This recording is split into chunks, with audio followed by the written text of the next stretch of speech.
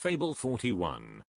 The hares and frogs in a storm. Once in a great storm of wind that blew among the trees and bushes and made a deep rustling with the leaves, the hares, in a certain park, where there was a vast number of them, were so terrified that they ran, as if mad with fright, all over the place, resolving to seek out some retreat of more security, or to end their unhappy days by doing violence to themselves. With this resolution they found an outlet, where a pail had been broken down, and, bolting forth upon an adjoining common, had not gone far before their course was checked by a broad lake which stopped up the way they intended to take.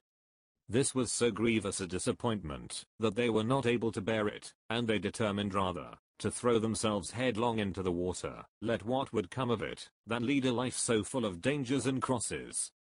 But, upon their coming to the brink of the lake, a number of frogs, which were sitting there, frighted at their approach, leapt into the flood in great confusion, and dived to the very bottom for fear. Which a cunning old hare observing, called to the rest and said, "Hold, have a care what ye do, here are other creatures, I perceive, which have their fears as well as we. Don't, then, let us fancy ourselves the most miserable of any creatures upon earth, but rather let us, by their example, learn to bear patiently those inconveniences which our nature has thrown upon us." Moral. Who can administer to a mind diseased? Application.